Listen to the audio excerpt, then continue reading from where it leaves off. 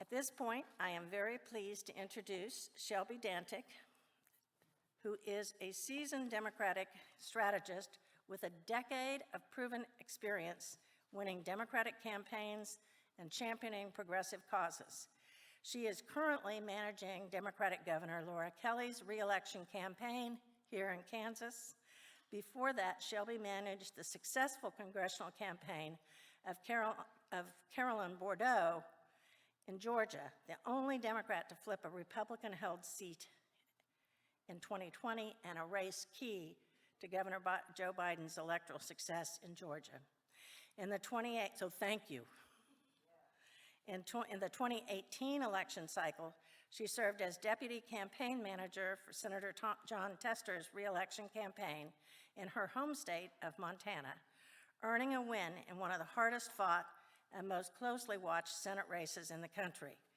Prior to managing campaigns, Shelbi served in a number of leadership roles at an influential statewide conservation organization, Montana Conservation Voters, where she built a grassroots political powerhouse that contributed to the re-election of Governor Steve Bullock as one of the only statewide Democrats in the nation to win with Donald Trump at the top of the ticket.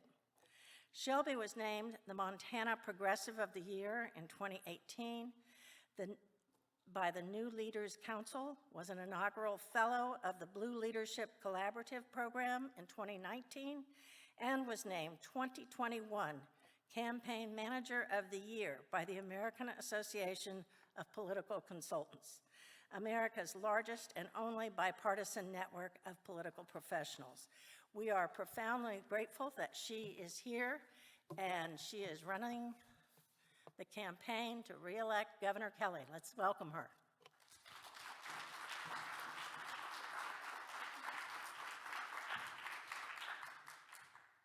Thanks for having me. Thank you, Pat, for that introduction. Kansas has been great other than the high pollen count. So really pleased to be here today. You can go to the next slide. I also hope that Chris's team wins today and in November. And I was thinking about my own soccer career, which was not illustrious by any means, but maybe shadowing my future career, that when we get off the field with YMCA, they would never tell you who won or lost. It was everybody wins. My dad would take me aside and be like, it was 7-6. This is my cell phone number and my email. Feel free to contact me. I'll leave that up for a minute. You can take that down. Next slide. So I wanted to go over the state of the race. I'll talk a little bit about our recent polling, our approval rating, and sort of how we're thinking about the campaign this election year. So Governor Kelly's approval rating is well over 50%. That means that people think she's doing a good job. That means that Republicans, moderate and conservative, also think she's doing a good job, which we find really encouraging. Over 64% of independent voters agree that she's doing a good job. Derek Schmidt, in spite of his over a decade of statewide elected office, is largely undefined. Only 34% of Kansans know who he is. That increases a little when you say that he's the Attorney General. They're like, yeah, maybe I know who that is, but they, by and large, don't have a ton of context for what he's done. We do think the governor has some broad support across the political spectrum, and we have been working on rolling out both Republican and Democratic endorsements for her reelection bid. And one of my favorite polling points is that her approval rating is higher than Missouri Governor Mike Parson's. And most of the race raters, so Cook Political Report and all of those, are rating our race as a toss-up, which here in Kansas, I'm sure you guys all know that, and we don't need the race raters to tell us that Democrat in Kansas is a toss-up race. Next slide. So I was looking at this morning. I did this slide like a week and a half ago. And the private sector investment facilities are now at $4.1 billion. So this is already slightly out of date, but a great reason to be out of date is that we're just continuing on the economic development front.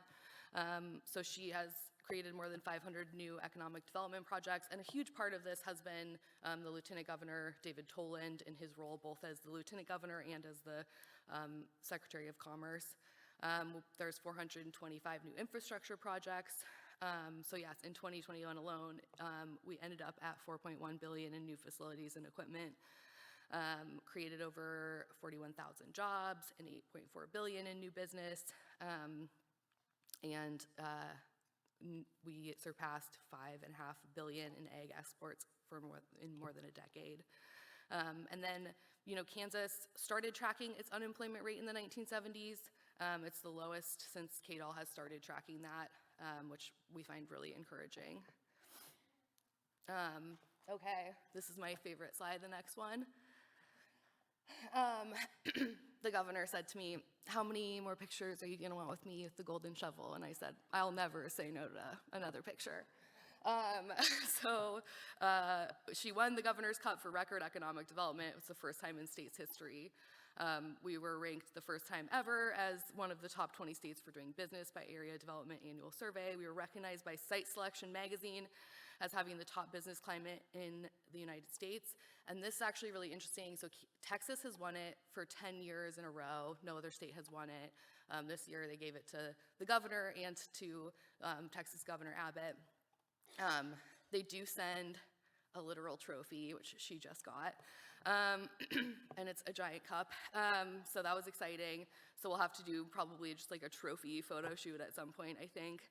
And then, so the Golden Shovel Award, they'd gotten silver, and the Lieutenant Governor has a joke that now the governor is unimpressed by the silver shovel. We have to get the gold again.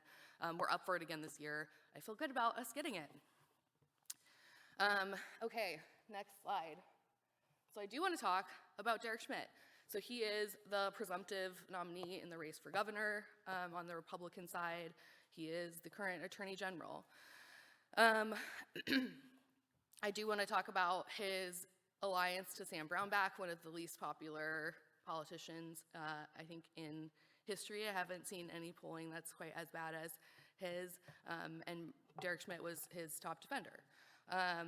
And so I'm going to talk a little bit about how we're sort of showing both, I think, on the governor's side. I don't know if you guys have seen our recent ad, but it talks about her getting the state back on track. And a huge part of that is, the first 10 seconds of the ad, which talks about where the state was with huge budget deficits, underfunded schools. Next slide. So Schmidt supported the tax experiment that tanked the state's economy. He helped Brownback drain the Kansas Highway Fund of nearly $2 billion. And in 2010, Schmidt was the majority leader, and we faced a projected $1 billion deficit. And I think that he will do that again if he is in the governor's office. Next slide. On education, I think the governor calls herself the education governor.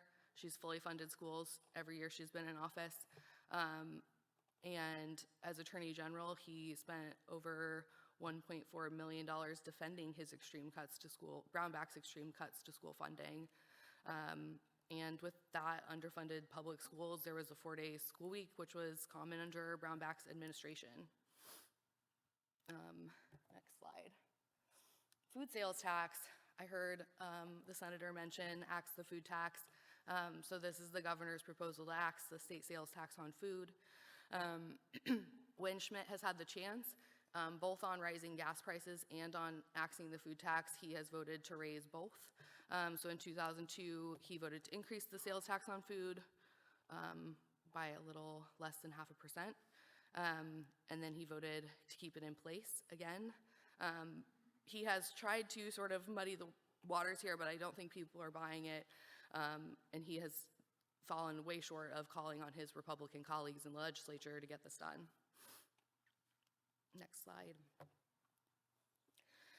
Wasting taxpayer dollars. So I think Chris Mann touched on a couple of these as he's thinking about this race for Attorney General, but there's been a huge waste of our taxpayer dollars while Schmidt's been in office. I think, two of the most egregious would be the voting rights ones. That's over $2 million of money that has been spent on those unsuccessful lawsuits. And then second would be the bogus lawsuit to overturn the election in 2020 without any evidence of widespread voter fraud. Next slide. So there's a lot of stunts that he has done in his time, including he reimburses himself like $128,000 for gas on his candidate form, which I don't really understand what he's doing with that, but who knows? We don't know. But not political stunt-wise, he is the person that's in charge of litigating on price gouging. So during the cold snap, for natural gas companies that had these egregious bills, he took over a year and a half to hire counsel, which he did just, I think that was 2 weeks ago. Finally hired a counsel to investigate the price gouging that happened last February. Infrastructure, next slide. So he also, during the Brownback era, had defended efforts to drain the highway fund of $2 billion to sort of like the Bank of KDOT slush fund to sort of try to balance the budget, and $500 million in those projects were delayed, and that has stopped under the governor.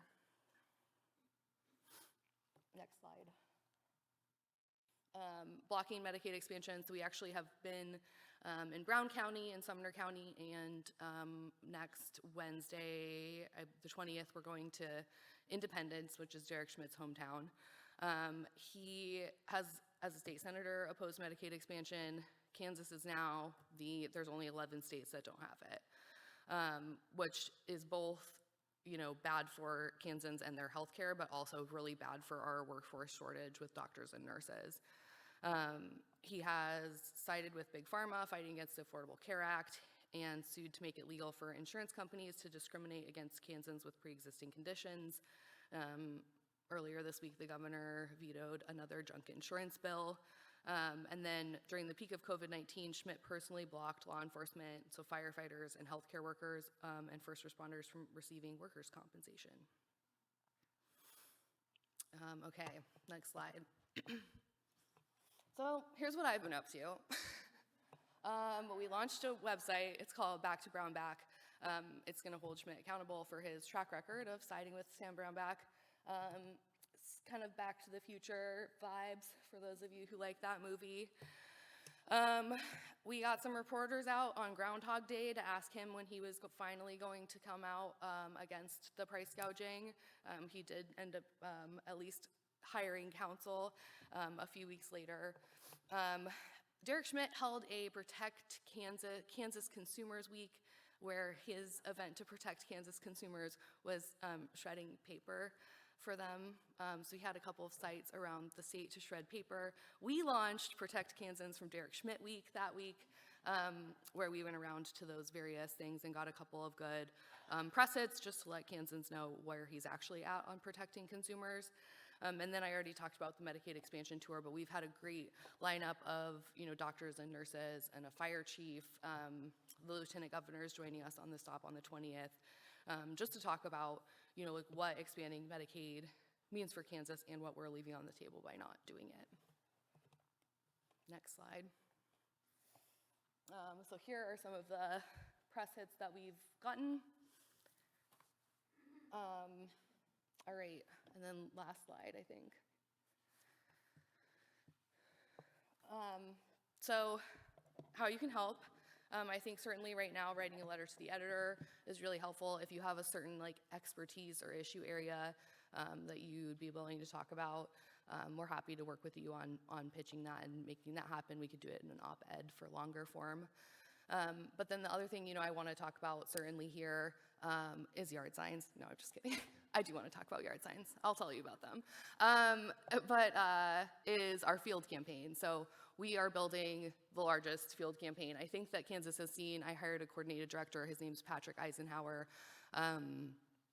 Months ago. And so, with Vicki's investment at the Democratic Party, Kansas we're in a really, really good spot. We hired a coordinated director and have started building this infrastructure before, Georgia and Florida and New York and some of like the battleground states that people think about. And it's because I know that this is going to be won on the ground. Like, we won't be outworked.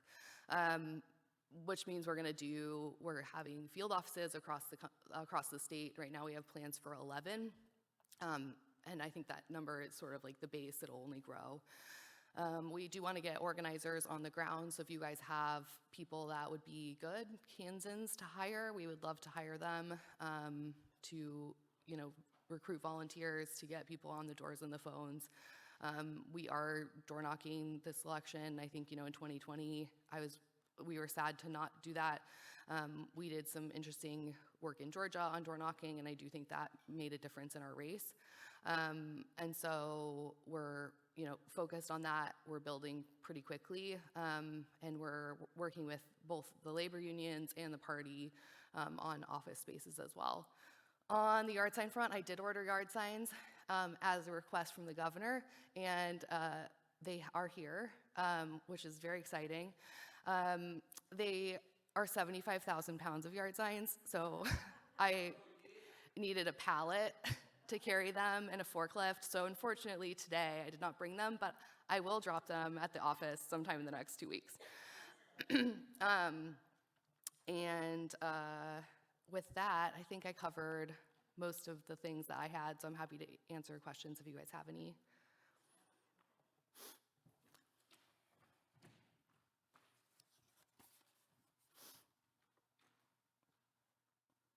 Okay, this question is, how does Schmidt support his hometown independence when they lost their hospital due to his lack of Medicaid expansion? Which we're going to do an event on next week. But I think, yeah, I do think it's a really, good question. I think that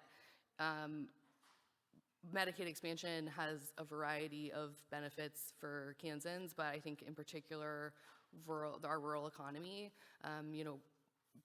many rural hospitals have closed. We did an event at Horton. We were actually in the closed ambulance bay of the hospital. And that is just, it's depressing. And it also is dangerous because those people that live out there have to drive a long way to get access to health care. I think that the more that we can talk about those issues will help the governor's reelection campaign. And also, I think it's,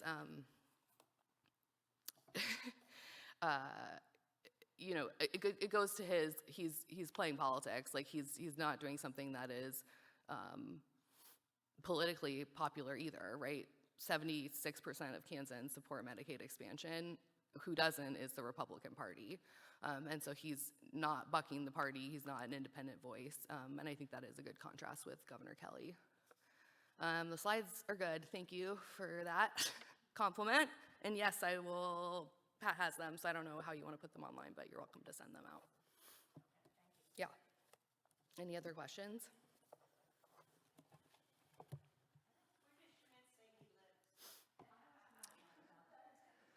That's a great question. Based on his gas reimbursement, he lives in Independence. Based on me living here, I think he also lives here. So if anybody knows where he lives, let me know. Any other questions? Well, thank you guys for having me, and please do contact me if you have any other follow-up questions. Thanks.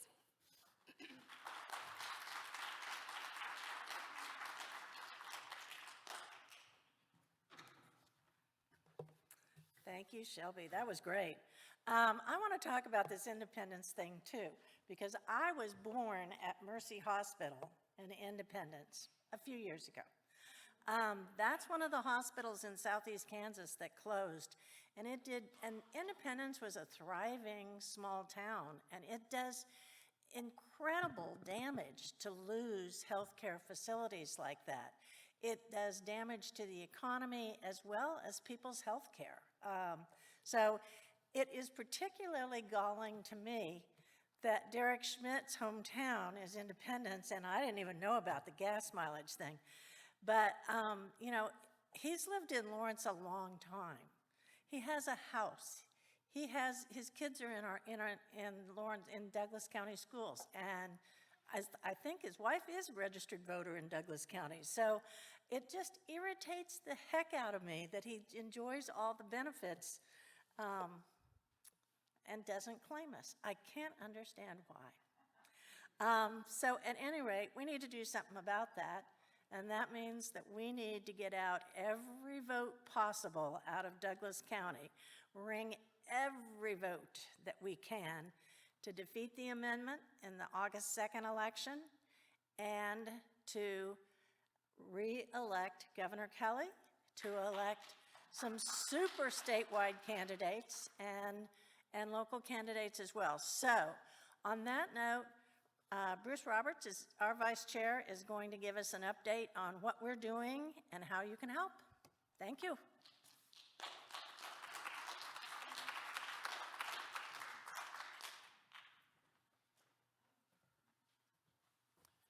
Thanks very much, Pat.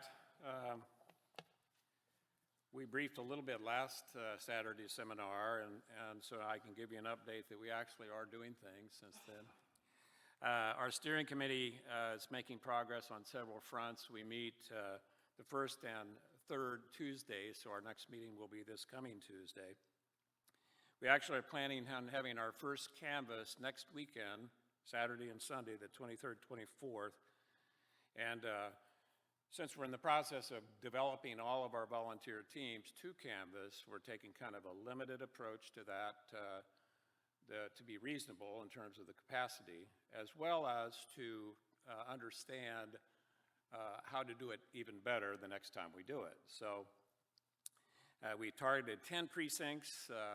We'll visit approximately 600 doors with the Kansas Democratic Field Plan, actually, which wants us to reach the Tier 1, Tier 2 voters, those sporadic voters and seldom voting voters, to primarily let them first know about this amendment. We want to make sure they're aware of it, and of course, encourage them to have a plan to vote no against that amendment, and just to get them activated, because that's really what they need. And they represent a large portion of the voting population that will be critical for defeating that amendment and critical in November for re-electing and electing our candidates. If any of you wish to volunteer, many of you already are volunteering, so I thank you for that, but it's pretty easy just to go to our website, douglascountydems.org, and you can sign up there, and then our volunteer coordinators will get in touch with you. There's many ways to help us beyond door-to-door canvassing, so the more of us that are involved, the more attention we'll bring, to the issues and to being involved. We're also in the process, as we always are every 2 years, of confirming our precinct committee people. Several of you have already stood up today, and what that's about is to make sure if you perhaps don't intend to run for re-election, we want to do our best to get candidates to succeed you. So let us know if you have not done that yet. Just you can get in touch with any one of us. We're calling some of you to make sure we've connected properly, but that's very important because precinct committee persons are our primary linkage to activating and managing the volunteers in their geographic areas. We have 2 training sessions scheduled for the canvass. These will be occurring via Zoom next Wednesday evening at 7 p.m.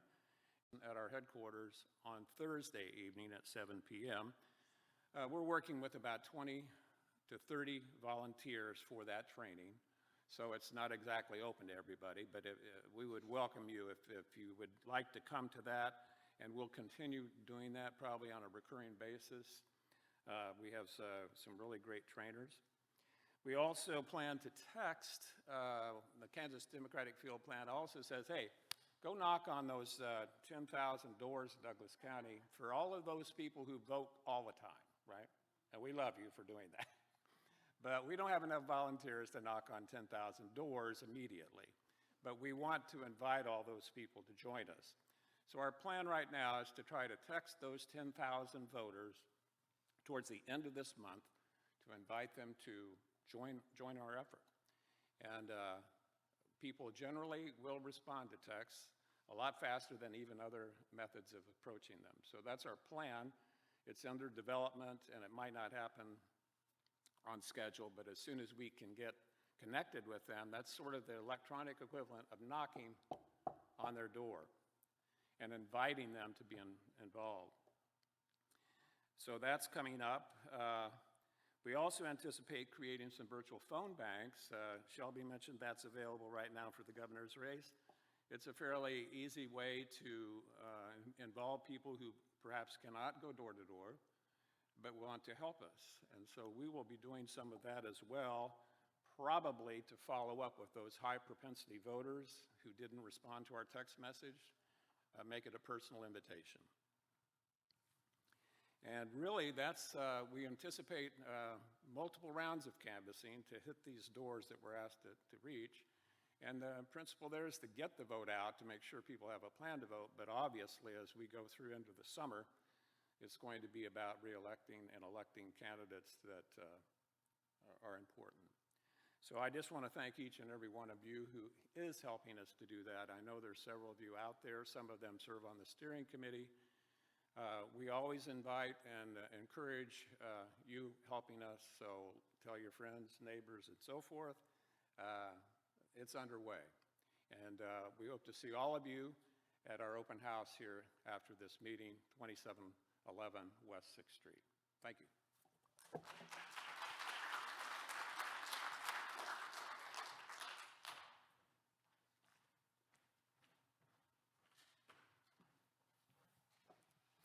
Okay, folks, that's it for today. The weekend awaits. Hope to see a lot of you at the open house on 2711 West 6th Street. It's the same shopping area as you'll see. The big sign for Stevens, not real estate, but insurance, is sort of your sign to turn, okay? So then we're in a strip of offices. And that's it for today. Remember, in May, we are meeting May 21, 1:30 p.m. at the corner of 10th and Massachusetts Street. So just a little bit from here and a little bit of a time change. In June, we're back here, okay? All right, thank you all. Have a great weekend.